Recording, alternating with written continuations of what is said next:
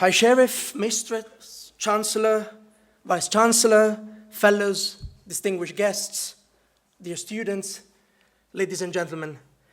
My name is Simone Maghenzani, and I'm one of the History Fellows here at Girton. On behalf of the college, I have the distinct pleasure to welcome you to the inaugural Girton Global History Lecture.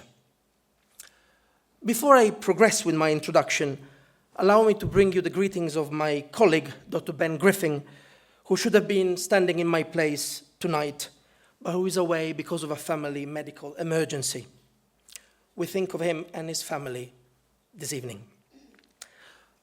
Ladies and gentlemen, this evening has been made possible by the generous support of Susan Palmer OBE, who shares in the college's ambition to provide a home for outstanding academic work that informs our understanding of the wider world.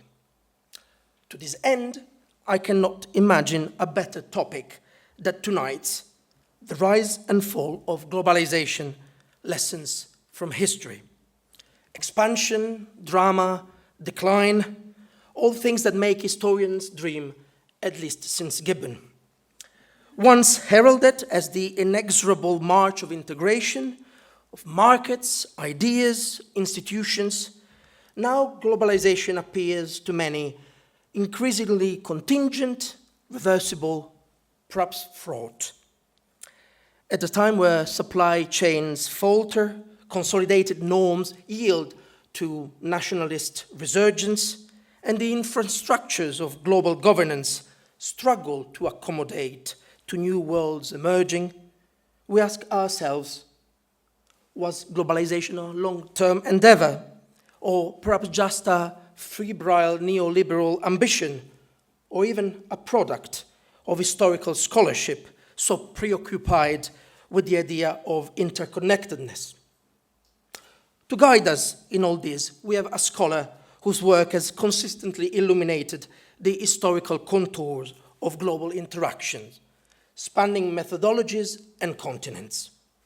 Jeremy Adelman is the Henry Charles Lee Professor Emeritus of History at Princeton University and the Director of the Global History Lab here at the University of Cambridge.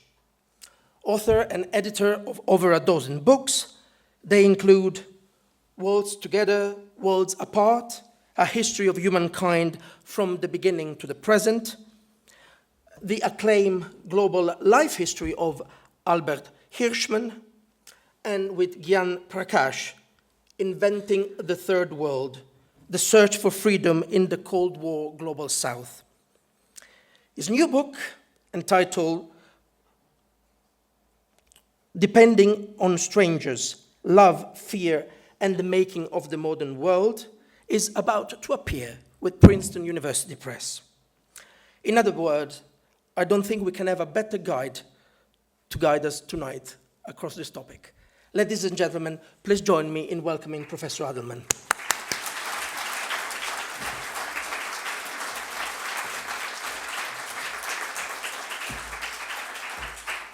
Thank you, Simone. Thank you, everybody.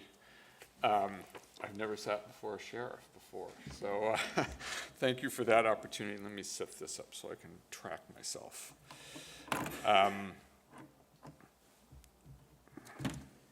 Piece of paper. Good. Well, thank you all for coming. Let's move on. Well, actually, let me just explain this. The photograph on the right, I think, Debbie, you'll recognize it was taken a couple of days after one of the Gilets Jaunes demonstrations at the Champs-Élysées, and you could see in the Armani store how they were jamming rags into windows to prevent them from breaking even more, as one of the many kinds of examples of the reaction to the backlash against globalization. So this afternoon, this evening, I'm going to talk about the era that we came to call globalization. As you're going to see, it's really a story that begins in the 1970s. But globalization was just one chapter of a longer story that began well before Martin Luther King this is from a piece he called World House in 1967. I'm just going to move my papers over here. But what globalization did, as you can say, the world was interdependent from 1960, as he observed it in 1967. What globalization did essentially was deepen the nature of international interdependence, magnifying its rewards and its returns. And I'm going to show you some numbers about the degree to which the world benefited from it, but it also intensified the risks. And so the book that Simone alluded to covers 200 years of a very fevered debate that's coiled around a couple of major themes. And the first is that interdependence has been the source of the basic arguments that have defined the modern era. So I want to try to recover those arguments from Adam Smith, Karl Marx, John Maynard Keynes, to the garbled debates we are having in our day. What does it mean to depend on strangers for wealth, recognition, and survival? And what does it mean to have those strangers depend on us? These are the questions that have animated the world's guidance systems from the 19th century empires to the World Trade Organization after 2001.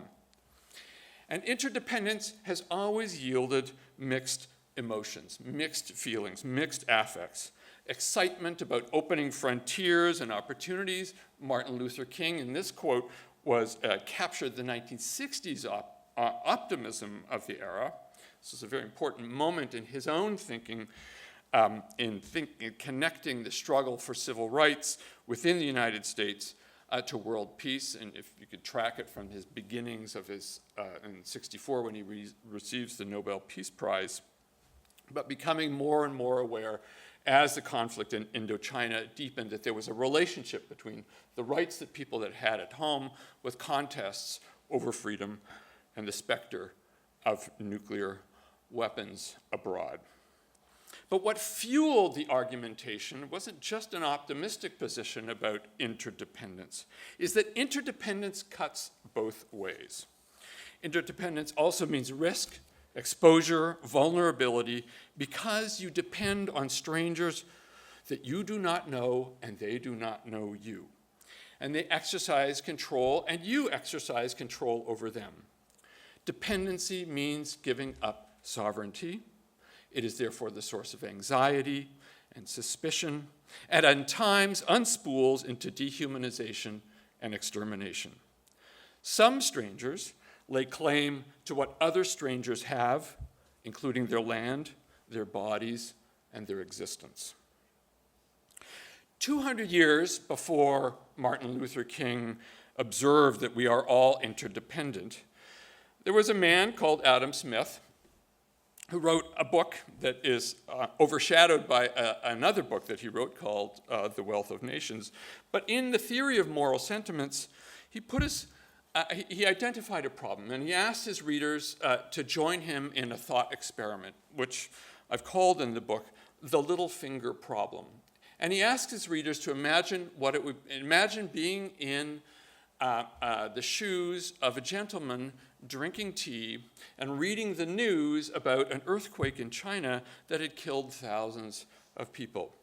And so Smith asked his readers to enter the mind of this gentleman and ask whether this gentleman would consider the suffering of the immiserated Chinese victims of an earthquake in the same scale as the discomfort and pain that he was experiencing in his little finger. At stake for Adam Smith was whether our sympathies for strangers far away that we don't know and they don't know us, but whom we need because they make the tea that we drink, whether our sympathies for them could keep pace with our self-interest in them. If not, what would restrain our needs for what they make from motivating predatory and cruel behavior? So the first through line of the project is to identify the ways in which people thought about the capacity to connect sympathy with self-interest in the determination of how strangers would treat each other, strangers whom they needed but could not know. There's a second through line, which is that in that passage in the theory of moral sentiments, Smith claimed that the ability to align sympathy with self-interest depended on distance. In markets and assemblies where people, strangers, near strangers, would gather in routine exchanges, food and clothing, there was an ability to see near strangers. They became our neighbors. They were, in his vocabulary and in an exchange with David Hume, softened our manners and made us mannerly with each other. That's what markets did. The ability to see, and that was the verb that he used, strangers was a determinant of one's affective capacity, one's ability to feel any sympathy for the person with whom one interacted. But the expansion of commercial society, what we would now call globalization, broke those visible bonds. And so distance made strangers invisible to each other. Hence, the reading of the news, but the inability of the gentleman to see the suffering Chinese tea producer. However, by the 1840s, just as free trade, the campaign to abolish slavery, steam engines, underwater cables began to suture the world market together, there was a media revolution that made strangers, as they were becoming more interdependent, also more intervisible. So the second through line is how strangers imaged each other as a premise for imagining each other as they were becoming interdependent. So that reporters, ethnographers, photographers, and here is a shot by an Italian photographer, Felice Beato, is a photograph taken from the Second Opium War, which would later be displayed at the Henry Herring Gallery on Regent Street, just off Piccadilly Circus, and animated an enormous controversy in London at the time about the role of British troops and atrocities and the morality of what was called opening China by force. But it was not just the professional photographers like Beato. There were merchants, investors, economists producing information and images about what was happening in faraway places that were connected to the lives back home. This included, among the brokers in the image economy, were missionaries. This photograph was taken by my grandfather in Shandong province in China, where he was stationed from the early 1930s. And his objective with this photograph of capturing images of strangers and conveying them to rural populations in Canada to ask them for their donations for the mission that would support the effort to proselytize in China, created an intervisible world between strangers who did not know each other. Hold that year, 1936, in your minds. We're going to return to it at the end of the lecture. So viewing and imagining strangers conditioned the emotions that governed relations between them. This is what Adam Smith was looking for. The problem of distance was the invisibility, now resolved, apparently, by the camera. There were optimists about the power of mechanical reproduction of these images. Frederick Douglass, the former slave, who became one of the most photographed humans on the planet in the 19th century. For him, it was extremely important that enslavement be photographed, that representations of the enchained and enslaved body was crucial to the abolitionist cause in the 19th century. Right. Hold images of slaves in your minds for 1936. That too is going to become very important. I'm planting seeds here. The result was a long humanitarian tradition, which crescendoed with the rise of the human rights movement and its commitment to active witnessing, reporting, and appealing to the senses to mobilize public support in the support of the rights of strangers. Images played a central and special role for their graphic power to stir the emotional world economy and build sympathy between people who did not know each other. Now, Frederick Douglass, who wrote a lot about and thought a lot about photography, he was the subject of many of them and always made sure that photographs were part of his storytelling practice, but he was not naive. Photos, too, just like interdependence, could cut both ways. Indeed, by the late 1960s and early 1970s, there will be writers, Guy Debord in France, Susan Sontag in the United States, who raised alarms about the society of spectacles and the commodification of images of suffering, and their worry about confusion, overload, or indifference. The emotional gamut includes not feeling any connection at all. Indeed, images in the service of trying to bring humanity close up could also wind up dehumanizing their subjects. I think we're feeling some of this nowadays in the age of social media. Again, I'll come back to that at the very end. This, too, has been a current of the debate since the dawn of interdependence. So, the history of these coiled together interdependence and intervisibility has implications for us now thinking about the future. You know, historians are really bad about lessons for the future. I'm going to gesture at a few ways of thinking about this and then keep retreating to the past. But it's worth saying just a few things. What are some of the takeaways? Well, one is that the debates about interdependence have seldom been about whether to be interdependent. In fact, the debates about interdependence, globalization lately, is about how to be interdependent. If we go back to those images of Felice Beato of the opening of China in the 19th century by force, that was the long era in which societies were dragged into interdependent relationships with each other, and it would peak, they would be forced to join an interdependence relationship. There it was an issue about whether to be dependent on strangers or not, and it would peak in the late 19th century as the process of railways and trading systems spread into the continental interiors, so that by the late 19th century, here we have a photograph taken by Edward Curtis in 1904 of what became called the vanishing race imagery.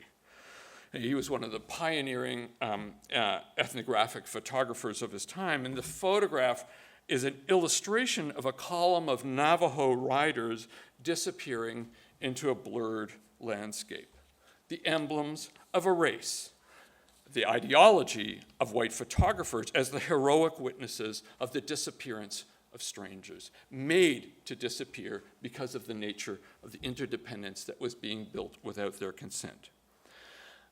I don't know if you can see this from the back, but note the sharp focus around the silhouette, the light against the blurred backgrounds in the distance. It's just a brilliant photograph. But once enclosed, by the end of the 19th century, the debate pivoted then not to whether to be interdependent, but how to be interdependent. What model of interdependence would rule the world? Would it be, as we would say now, more inclusive or more extractive? Okay, I'm going to do a little social science-y thing here. Historians are much more comfortable telling stories. Don't worry, I'll get back to some stories. But let me share a little model for you. And the model is two ways of thinking about interdependence in extreme forms. That the dynamic of interdependence and the struggle is over the internalizing of the gains, reaping the rewards of being interdependence, and externalizing the costs of interdependence. We're going to come to the costs of globalization shortly, so you're going to need this model in your head. At either extreme, one is a purely altruistic system of interdependence, where I externalize all the benefits and internalize all the costs to my society. At the other extreme is pure, let's call it tribalism, where I hoard and internalize as many of the benefits and externalize as many of the costs. It is misleading to read Donald Trump and nation firsters as isolationists. This is a lesson from the past. In fact, what they're really looking for is interdependence on their terms, right? Undictated by a relationship with strangers. Nation first, after all, means that somebody else is second, third, and last. So for the past 2 centuries, the forces have struggled over what unstable mix of altruism and tribalism will govern our international institutions. One last little preface before we get into the rise and fall of globalization, and really this is a long framing exercise here. One last little point is that interdependence is always much more than market-based, right? This was one of the blind spots of the so-called globalists, which relied on the language of the marketplace to understand interdependence, when in fact it means much more than just exchange relations. It means a recognition, it means security, and it means survival. Now, we should not be surprised that the apostles of globalization didn't know their Martin Luther King, but I think it's fair that we be disappointed by their misreadings of Adam Smith, much more concerned with self-interest than with sympathy. So let's get on with our story. What happened to globalization? Okay. Much recent debate. This is just stuff hauled off my bookshelf over the weekend to shoot the very American bias, I realize, in the books that I grabbed. What's distinctive about our day in the heat in the debate about globalization is that the stakes are very high, in part because the technological capability of causing damage is much more widespread than ever before. We're going to go back and look at earlier moments of heated debates over interdependence. And it's, of course, compounded by a cocktail of populism and nativism unseen for a century. The result is that we live in a tightly coupled and unbuffered world. When Russia invaded Ukraine, and I visited refugee camps in northern Uganda, a month afterwards, cooking oil prices had soared already. That's how unbuffered and tightly coupled the world economy had become. Now, to understand this, we need to put a more connected and more historical perspective around what happened to globalization. And I'll channel my inner economic historian and start with some data. Okay, this is a graph, I don't know if you can see it from the back, of the value of exported goods as a share of global GDP from 1827 to 2014. And you can follow, if I had a pointer here, I'd show you the cycles. It reaches that first cycle, bumping its way up by 1914, reaches a peak. It has that very wobbly curve and then a collapse in the 1930s and 1940s. Slow regrowth. Wobble again you'll see, in the 1980s, and then takes off after that. And we've been wobbling around since 2008. Now, highly correlated with trade are other variables of integration, financial and trade. And here's a graph that shows the same kinds of cycles over a tighter period from 1880, which is when that takeoff really does begin in the 19th century, more or less up to our day. And you can see how other flows, not just commodities, but capital and humans, is tightly correlated with this. Let's take a closer look at the period that we do call globalization, beginning in 1973 to 2024. Nowadays, you can see trade as a share of global GDP. And you can see that since 2008, it's been bumping around 50 to 60% of global GDP. Now, many people look at that and say, this is the end of globalization. This is, or what people call slowbalization, an index of decline, the end of globalization. In fact, there's much more going on. Trade itself needs to be unpacked. I think trade in commodities has been not growing, but trade in services has. I'll just put that out. Let's go back to the long cycles to give us a perspective on that globalization through the lens of transitions from one phase of globalization to another, or interdependence to another, to the phase that we called globalization from 1973 onwards. And it's a story of uncouplings and recouplings between strangers that produces the mixed feelings that we have about what it means to need them. The first phase of interdependence, running from roughly 1860 to 1920, is associated with the rise of free trade and the breakup of local markets and national markets as beef becomes consumed by urbanites in England, beef produced in Argentina, sugar produced in Taiwan to feed consumers in Tokyo, cotton from Bengal for Manchester mills, Germans consuming more and more wheat produced in Russia, and so on. The result was that goods flowed across borders, breaking up the relationship between consumption and production. Then entering a long crisis from 1914 to 45, and then a very difficult reconstruction thereafter to 1973. So that's often called the first phase of interdependence 1.0. The second phase that begins in the early 1970s is the uncoupling not just of consumption and production, but the uncoupling, the unbundling of the production process itself.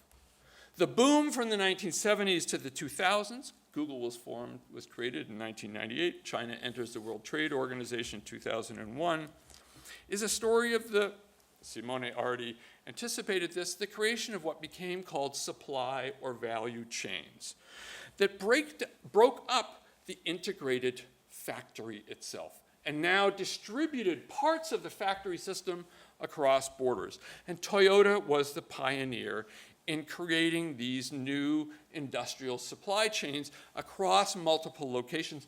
This was a pioneering study of Toyota's system, deconstructing the assembly process itself to produce what became called just-in-time manufacturing.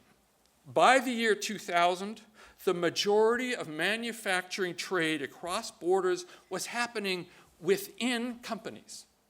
Not between companies and between consumers and producers, but within individual firms.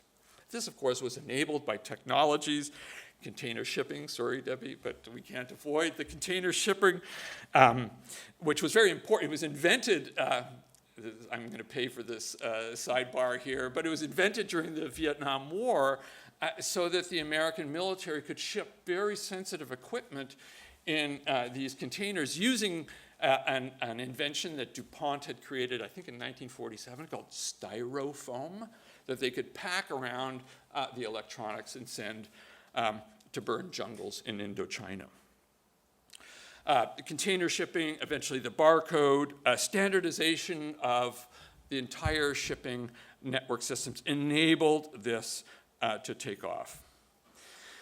So that gives us the long view. First, the uncoupling of consumers and producers, and then the uncoupling, the unbundling of the assembly line itself.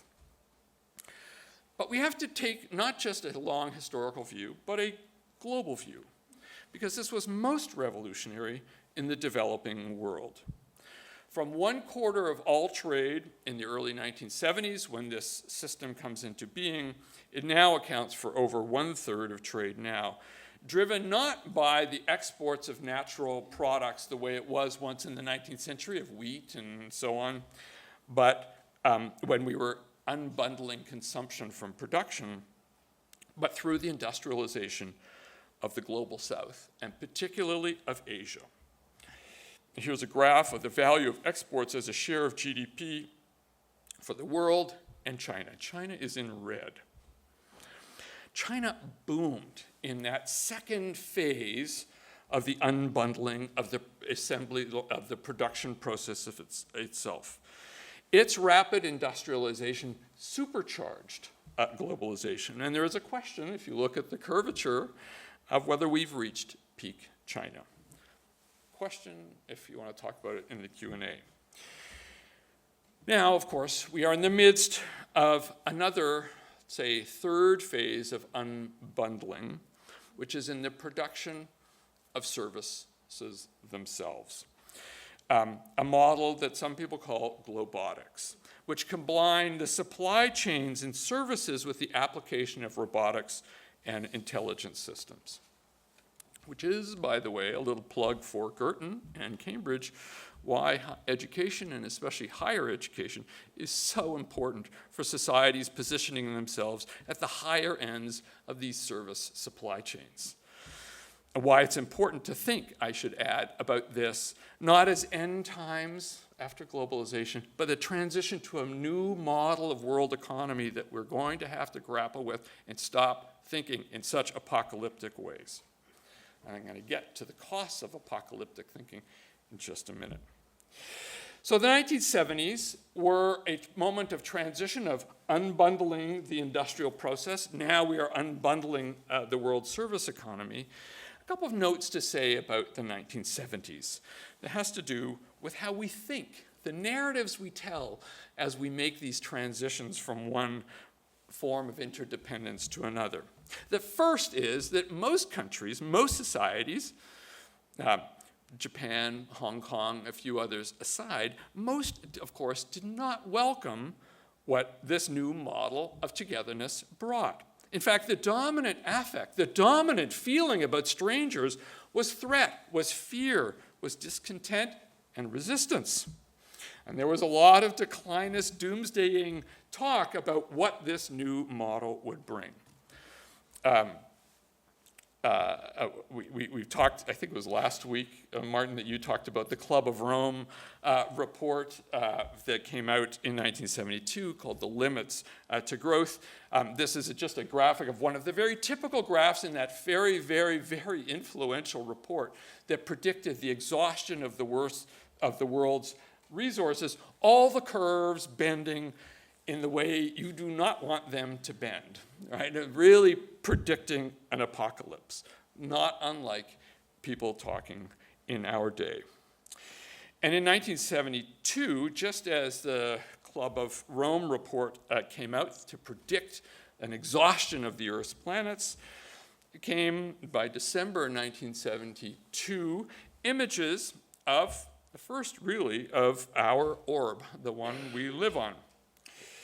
What Apollo 17 astronauts gave us in this photograph, gave us terrestrials, was much more disturbing than the predecessor image of the Earth, which had come out in 1968, which is called Earthrise.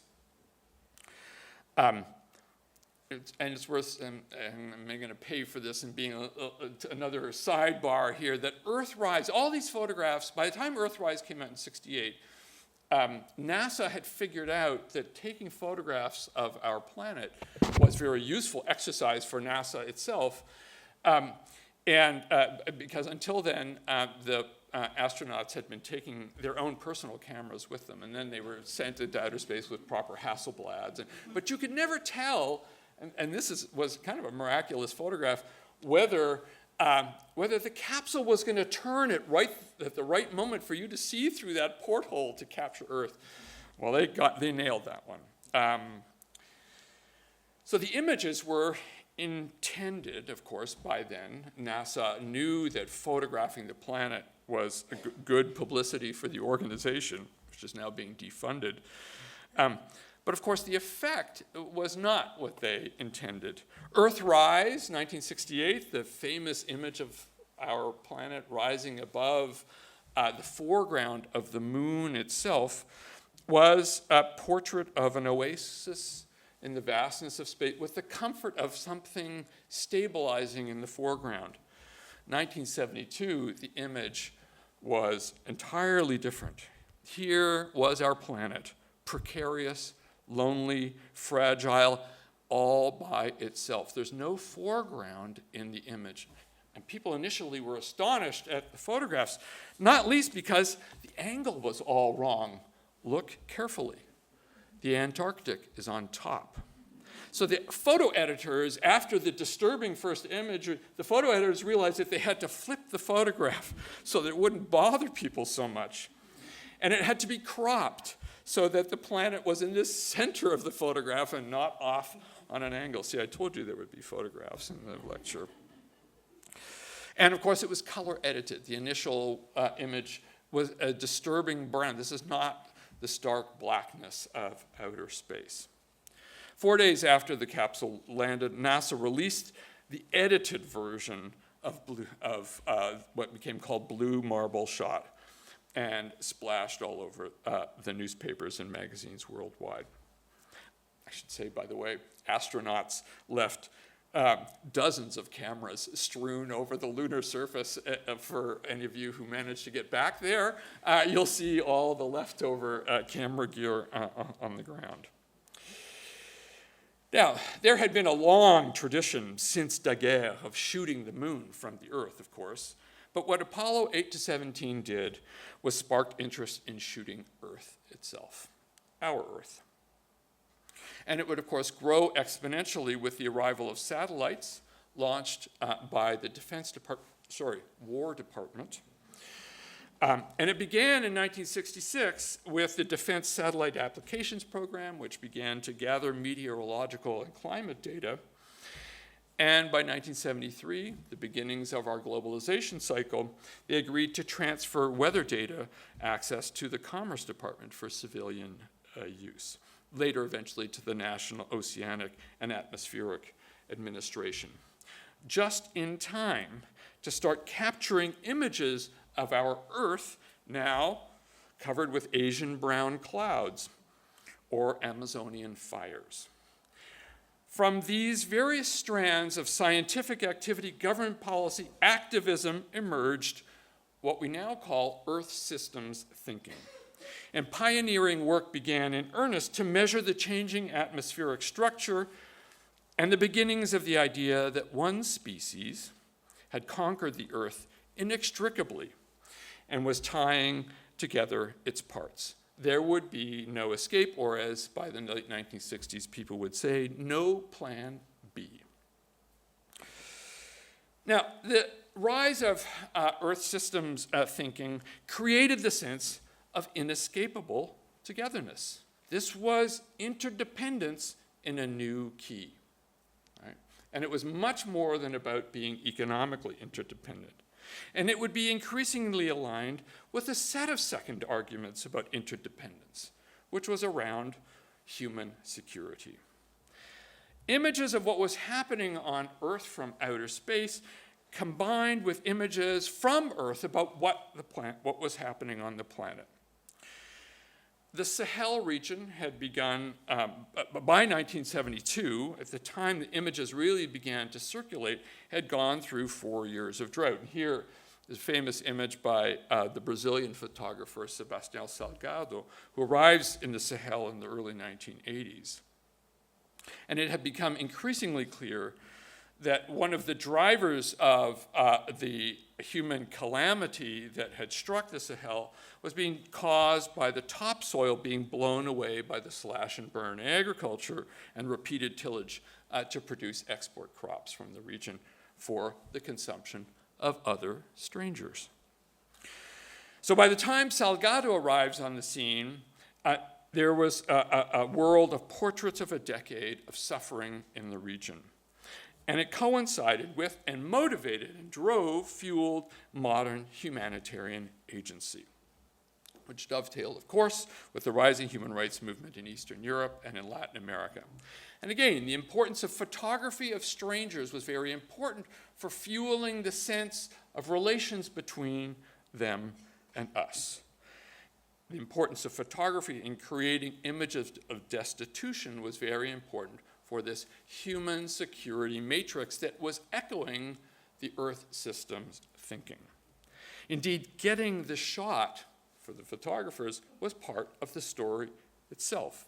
So much so that in 1979, Rosalind Carter, on a trip to the Thai-Cambodian border to visit a UNHCR refugee camp of Cambodians who'd been driven onto the Thai side, and the story is told in an amazing book called The Price of Pity. If you're interested, I can get it to you. But I asked the young UNHCR officer on the ground at the time, a man called Mark Malloch Brown, some of you may know about him, about what happened in this particular episode. Because as Carter is being escorted, so her husband is about to go into an election campaign in the next year, and they've made human security and human rights very important for the Carter administration's foreign policy.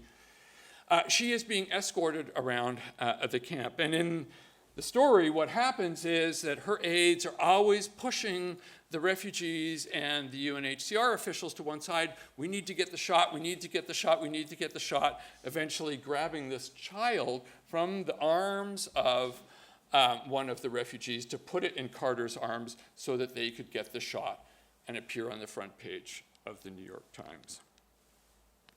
It was images like this that were the backdrop to Susan Sontag's famous concerns about empathetic fatigue, the deliberate manipulation of images to conjure up sympathy between strangers.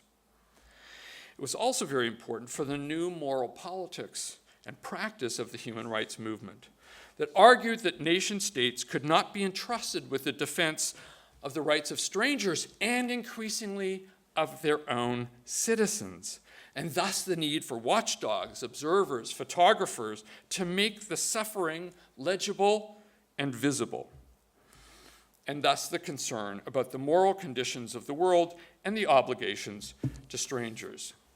Not only was there no escape, but interdependence was causing and spreading human suffering, and so that the fate of strangers was going to affect us as well.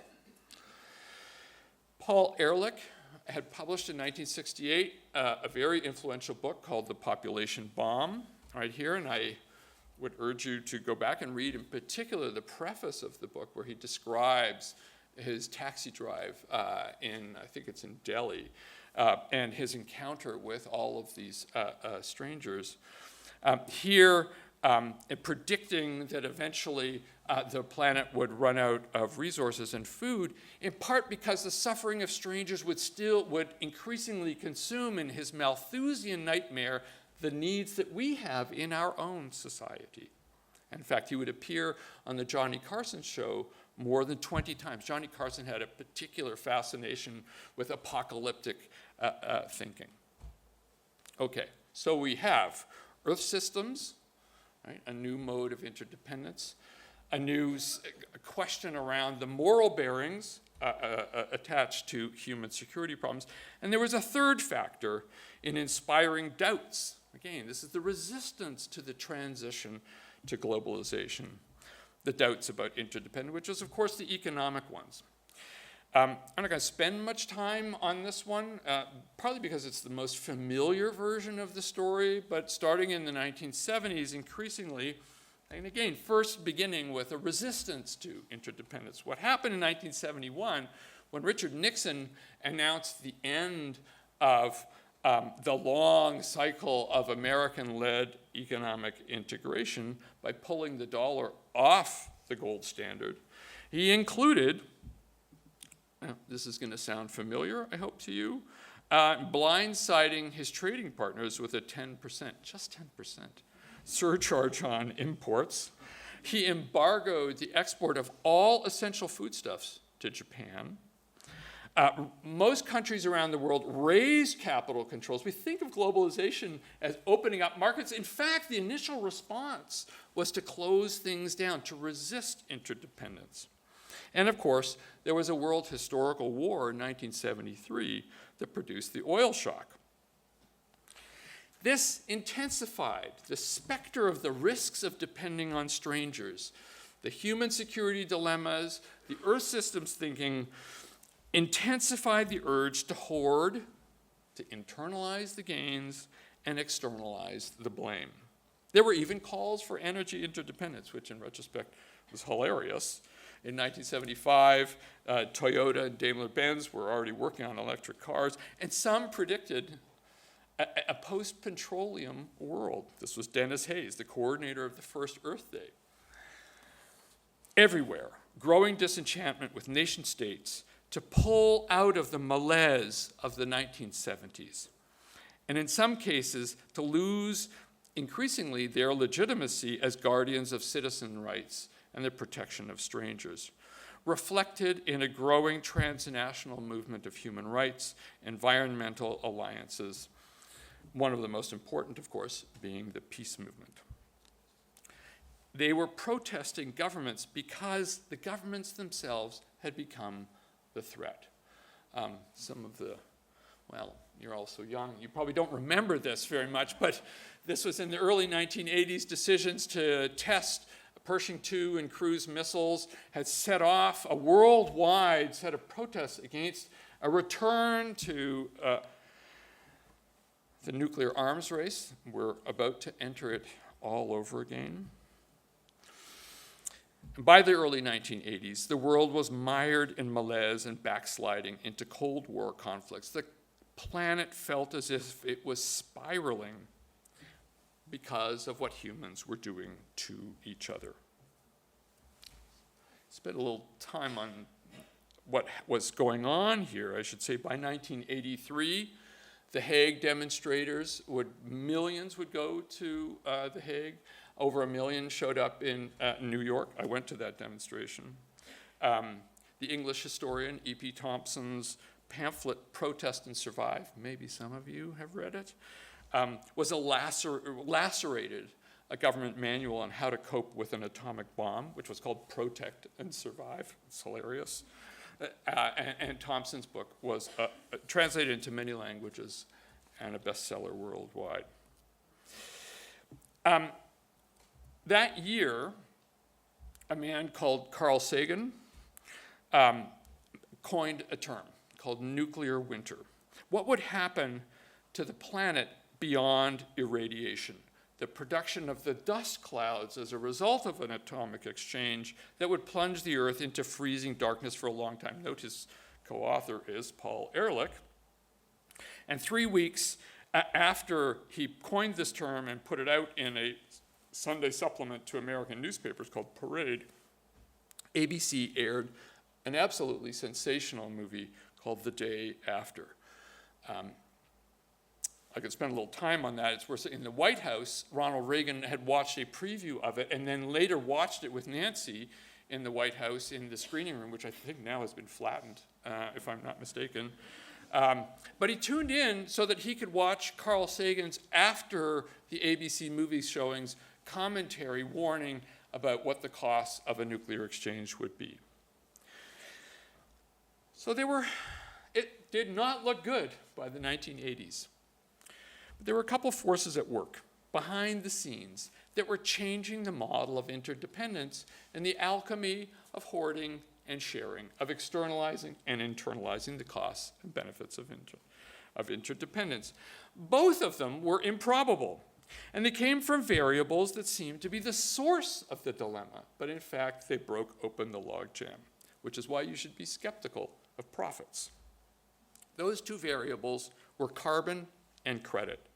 Both of them supercharged the new model of interdependence and did not dismantle it. So, the first is that the unbundling that we talked about of the production process itself would not have happened without the carbonization of the world economy. These are annual CO2 emissions from fossil fuels, which is one index of carbon consumption, and you can see what happens really starting in the 1970s. While everyone was predicting the end of oil, the world was just getting started. And you can see the leap from the mid-1970s onwards, all the more so dramatic because it was happening in the midst of what was called an energy crisis. Much of this is a story of the industrialization of Asia, which is, of course, why Amitav Ghosh says that one of the dilemmas about the climate crisis is that Asia has both been the principal beneficiary of the addiction to fossil fuels and is going to pay the highest price. In fact, while everyone was predicting the end of oil, energy independence, as all calls for independence usually are, is a euphemism for remapping interdependence. For the result of all of this was opening up new fossil fuel frontiers to Western Canada, to the North Sea, and above all, to Siberia, as Europe pivoted from its dependence on the Gulf to its dependence on Russia. One obvious effect, clear enough to us all now, an externality, was, of course, the carbon emissions. By 2030, 4 years from now, the Arctic will be seasonally ice-free. The Pleistocene remnants will be gone. And a question arises for the photographers in the room is how to represent the vanishing. We talked about vanishing races, now the vanishing of parts of the planet. In this particular case, as a result of global warming, in 2017, a wonderful Italian photographer, Paolo Pellegrini, took this shot from a NASA plane of the Venable ice sheet as it was breaking up. And he confessed in a really wonderful memorial about what that trip was like, that watching and shooting the slow destruction of the ice could also be majestically beautiful. So one effect, of course, was the climate change and our addiction to carbon. The second was a change in the nature of capital markets, the reliance on debt-led interdependence, which is now also at an end. With the rise of the Butler Bank economy and financialization of the world, much to be said about what drove it in the 1970s, the creation of new institutions, the formation of a euro-dollar market, decreasing reserve requirements, tearing down the firewalls between commercial and investment banking. We could go on and on and on. But the result was a release of the possibility of cross-border capital flows. And the relationship between reliance on credit and the reliance on carbon are in fact coiled together. Because the opening of the capital markets happened just at the same time that rents that were surging out of the fossil fuel economy needed to find places to go so that so that OPEC countries, for instance, would redirect their rents into offshore bank accounts. The result was a surge in the supply of capital. In fact, by the mid-1970s, the LIBOR rate, the London Interbank Lending Rate, was negative. Capital was not just free, it was subsidized by the oil exporters.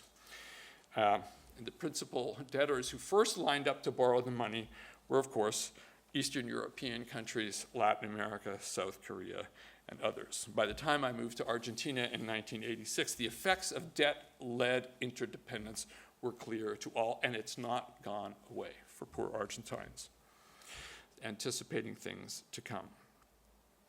Here was a combination of cheap carbon and cheap credit that supercharged globalization, that literally fueled the boom that eventually went bust in 2008.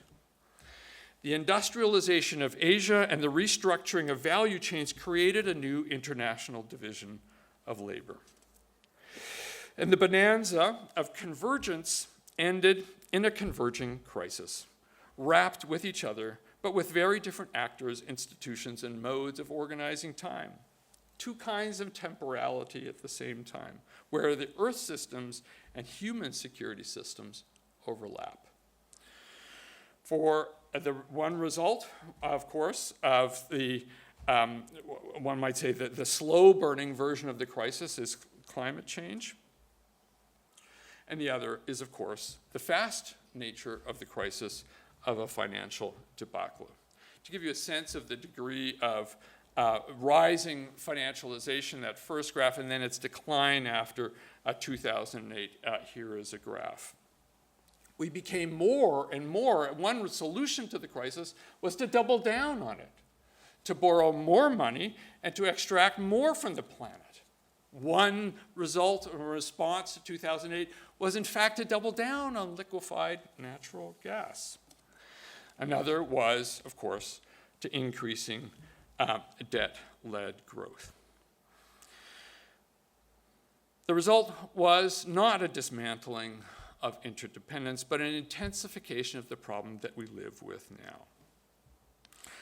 And it really became clear in 2008 and flowed thereafter. By 2008, compared to just some figures, if it means anything to you, China in 1998 held about $100 billion in foreign exchange reserves in its coffers. By 2008, it had topped $2 trillion. That is that the world had migrated to a dollar standard rotating now around Asian savings and American spending, Asian exporters, and American importers, except, of course, liquefied natural gas. And of course, this is one of the dilemmas that Trump has been facing with Xi. This is why he can't undo the structure that had been built up over the previous decades. In effect, the United States joined Russia as the second nuclear weaponized petrostate.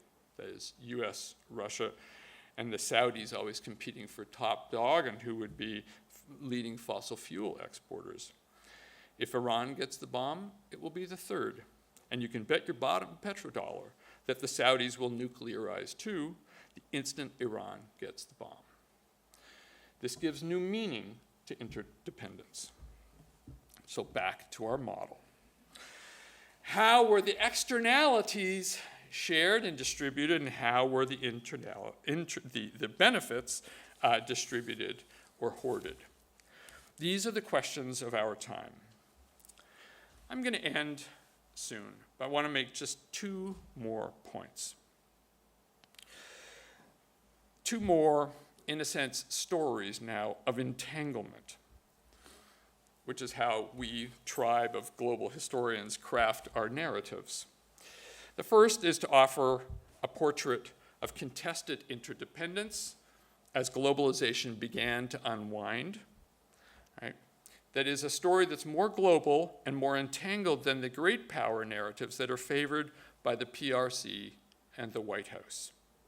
Then I'm going to conclude by turning back the clock to look at a previous moment in which world powers swung hard to the right on that spectrum between altruism and tribalism. So how to narrate the demise of globalization as a form of interdependence that wasn't just determined by Beijing and Washington, that one that challenged the material and moral limits of how strangers managed their interdependence, how Earth systems, human security, and debt were coiled together. All of this, of course, happening while there is a fundamental change in the nature of photography itself. And we could spend some time talking about the digital turn, the rise of social media. Twitter's founded in 2006, and by 2012 had 100 million users, which resulted in the increasing velocity and amount of circulating images. Let's turn to the Middle East, where the site of the merging of the crisis of energy, Earth systems, and human rights and human security came together. As the image revolution was unfolding, so did drought across the Middle East, already groaning from war after the disaster in Iraq in 2003, and after 2008, groaning under the weight of foreign debt. Indeed, by 2008, UN observers warned that the drought in Syria had put the country on the edge of what they called social destruction. But the rising pressure on debtor nations like Syria, Egypt, and others to pay their creditors after 2008 meant that the region was burdened by the credit crunch. I might just say they weren't the only ones, and nor was just Greece, but put a pin in one more case, which was, of course, Ukraine. And George Soros very prophetically predicted that if Europe did not rescue Ukraine in 2010, that they would pay a very high price. In that year that Soros warned about the difficulties that Ukraine was facing with the financial crisis, drought hit Russia and Ukraine. Food prices soared. Governments in the Middle East, which had legitimated themselves by subsidizing food prices, especially on flour, had to cut back. And by the end of that year, in fact, in December, a Tunisian fruit vendor called Mohamed Bouazizi set himself aflame, and in doing so, set off the cascade that would be called the Arab Spring. States, under enormous pressure to pay their creditors, in fact, began to collapse. By March 2011, students and protesters rose up against Bashar al-Assad, and here is Aleppo. The story behind this image, AMC stands for the Aleppo Media Center. when I interviewed one of the founders, a law student at the University of Aleppo, about this image and about the AMC in general, he talked about their first use of phones. Smartphones were really just starting to catch on. The use of laptops, the use of social media, and the importance for them to get the story out about what Assad was doing. They learned, they were in fact supported by international reporters linked to Agence France-Presse and the British-based Syrian Observatory for Human Rights to train local photographers on how to create images of history unfolding. Smuggling Canon 70Ds across borders, learning software. This was a startup media company. The Global History Lab played a very small role, if you're interested, in connecting with the students from the University of Aleppo. Then, of course, came, and then the millions began to leave. Many of them, of course, in rafts. Then comes September 2015. This photograph, taken by Nilüfer Demir, a Turkish photographer, went viral and spoke, again, to the questions of the relationship between sympathy and self-interest. The photograph from Istanbul, Beirut, Geneva, and elsewhere went out to millions within hours and fueled a wave of sympathy across Europe. It brought down the government of Canada, which had been blamed for not allowing the Kurdi family to find exile in Canada. But it also produced backlashing. You are all familiar with this. The surge of alt-right narratives, stories of great replacement, breaking points, and the weaponization of the images themselves, such as this one staged by the Belarusian dictator Lukashenko, pushing migrants to the Polish border to force Polish border guards to prevent migrants from entering the country, to cause a moral crisis and a debate within Western Europe. It was not all bleak. There was sympathy. This is the story of Yanis Barakas, his image of a Palestinian survivor who'd gotten across the Mediterranean. And again, I can come back and tell you the story behind the story. Where does this leave us now? Well, on an edge. Not just of mixed feelings, but of polarized feelings. A response to the unwinding of globalization, of fear and of solidarity. Okay, I've been zooming in and out all the time. This is just to reveal my codes about how to tell the story. Let's just end with one last moment and go back in time. For the last time that we humans allowed apocalyptic narratives to seize the public debate and political imaginations, which was the 1930s. The decade of doomsday prophecies, if there ever was one, of Malthusian specters, of scrambles for magnesium, tungsten, and other minerals in the creation of security blocks and the weaponization of world trade, particularly of food and the securitization of food.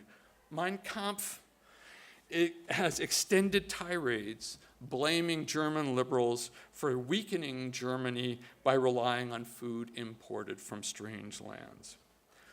Never again should nation firsters depend on strangers that they could not control, dominate, or exterminate. That's in Mein Kampf. And it's not just in Germany. The same discourse can be found all over the place, including in the United States. The president of Johns Hopkins University, a man called Isaiah Bowman, was not an exterminationist, but he certainly had very unkind things to say about races that controlled resources that the United States would need for its survival. The result was, to go back to our model, a tribalist scramble. A return of geopolitics, outright grabbing, in this particular case, the Japanese invasion of Manchuria in 1931 to gain access to magnesium, which is crucial for making aluminum, which is crucial for aircraft, for tungsten to harden alloys, which was crucial for machine tools and ammunition, but above all, coal. Japan needed coal. And so the invasion of Manchuria. On the left is, of course, a poster, an official poster by the Japanese government extolling the unity of Japan, China, and Manchurian peoples. On the right, a slightly different image. and, as promised, my grandfather's image of what it was in Shandong, what it was like in Shandong when Japanese troops invaded China. So here we have the mid-1930s, the height of apocalyptic narratives, justifications for land grabbing, resource grabbing, and at the same time, sympathy for strangers who were suffering. While this was all unfolding, one of the observers of what was happening in China was none other than Benito Mussolini. And he was watching a debate that was happening in Abyssinia about crimes that were being committed, and I promised to return to the slavery question, about the enslavement of peoples in Ethiopia and the justification before the League of Nations about a humanitarian intervention. Be very careful about the uses of humanitarian logics, because it's what gave rise to Mussolini's invasion. The invasion, and not just invasion, but the bombing of British and Swedish Red Cross field stations, especially in the Korom Plain. What became called terror bombing was practiced in Abyssinia first. In fact, there's a debate, and you can see it in the Red Cross archives, about whether the field stations should have the Red Cross on the ground or not. Had they turned their hospitals into targets for the bombers?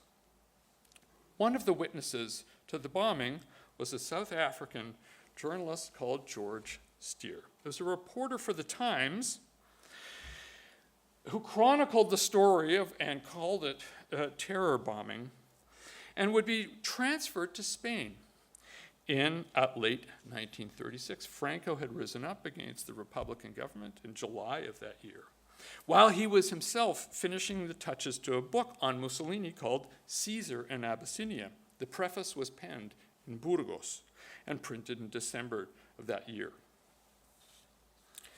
As journalists gathered for dinner on the night of April 26th in the Torrontegi Hotel in Bilbao, someone came tearing in. George Steer was having dinner. A nearby town was on fire.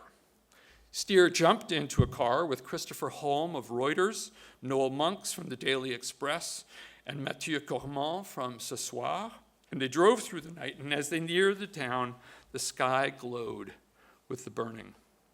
A royal carpet of live coals, as Steer called it.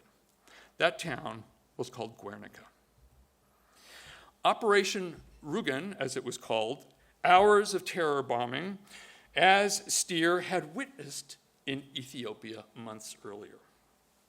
4 days later, after the bombing, and we could talk in the Q&A about what he found and the evidence that he took away, the story was published in Le Petit Journal in Paris and reprinted elsewhere. One of its readers was Pablo Picasso.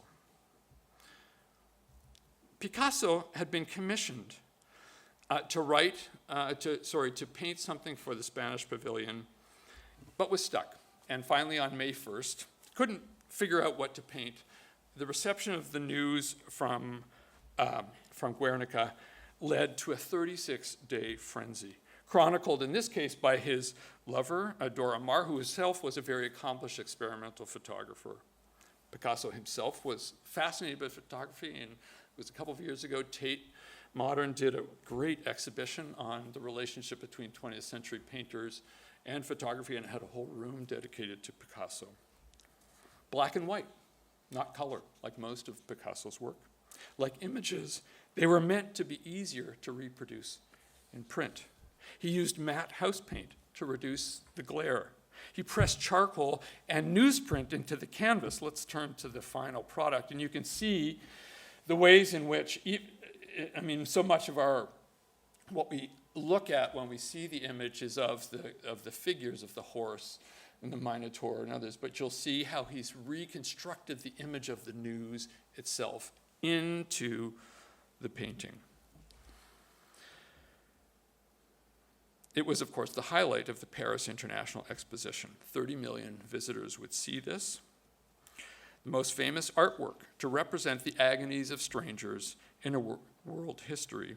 It's also a portrait of a world taken over by tribalists and predators. What about George Steer? Well, he would go on to have a storied career in writing for the Times and from Finland after the Soviet invasion, and would eventually join the British Army and die when his Jeep drove off the road in Burma in 1944. Conclusion. There's a paradox that more integration yields more bounty and more risk. And not just any risk. Risk that strangers one doesn't know and never will know will have effects on your life and your death. And so we greet interdependence with mixed feelings. We need to square up to those mixed feelings, to challenge the simplicities of pro-globalization in its euphoria, and the same for the doomsayers now. 2 questions and partial answers. 1, if we move to whether or not to be interdependent, but to talk about what kind, we can ask ourselves what mixture of distribution and hoarding we should have. Trump is not anti-global. He believes in global, but on his own terms. At the same time, we should be cautious about liberal order claims and recall that the liberal order wasn't always experienced as so benevolent by those who didn't design it. We have to recognize our mixed feelings and which starts by not saying that competitors are bad people and because needing each other is the source of risk and vulnerability. My worry, rather, is that the international institutions that were built to prevent this from happening again are not up to the task for the interdependence we need. They're not because they're about to collapse, but because they are exhausted. Exhausted because of collective action problems, exhausted because they have to shoulder the burden of the externalized costs of interdependence. That's the point of the hierarchy. Make the others pay. And that's been the burden of our international institutions. Doomsdaying in this context does not help. And this brings me to the second and last point. In the 1970s, when the doomsdayers were predicting end times, Paul Ehrlich and others, confused end times with transitions. All endings are also beginnings and openings. It's just harder to see them. Globalization had its origins in the failed effort to resist interdependence. In fact, the doomists missed the signs of the transformation and the transitions of the 1970s. Not because of anything singular about doomsday thinking. I think euphorics also have blind spots. Gloomy certainties obstructed open thinking, surprises, and alternatives. Coping and rethinking now will require human capabilities that are, unfortunately, in relatively short supply.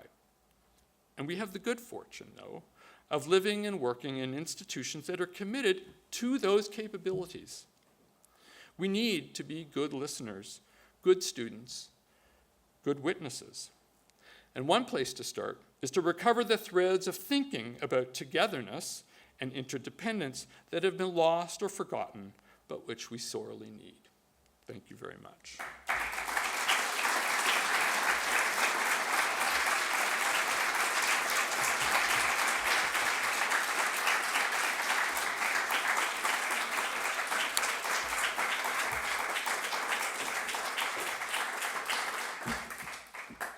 I'm going to share this with you now. Okay, great. Right, well, you have been let off a Q&A. It was never in the plan. Oh, okay. But you're going to be mobbed, I think, Okay. when we go for our champagne reception in the fellows' rooms shortly. But just before we do, I do have to say that was a masterclass in the breadth of what you've taken us through, historically, geographically, and zooming in and zooming out, emotional highs, emotional lows. I feel drained, which is always the sign of an amazing lecture. So I do want to thank you for that. I just found it amazing to tell this story through mainly images, and I know I'm very grateful that we didn't have lots of slides stuffed full of text, but we were sort of taken on a journey through I deleted all pictures. of those, so yeah. Got the memo, that's really Yeah. good, yeah. And I think this whole idea of interdependence, I mean, you've really brought this to life for us. And I loved the way that you managed to weave in so many of the elements in the news today that worry us, that are on our minds, and to put them in some kind of context and show the sort of long view. I mean, it was really exceptional. I feel slightly hopeful. You know, this too will pass, maybe. It will. Oh, good. Now, before we move on to the fellows' rooms, I do want to thank a couple of others. First of all, as the generator of the idea and the vision for this inaugural lecture for Girton Global History, of course, Susan Palmer OBE, thank you again. And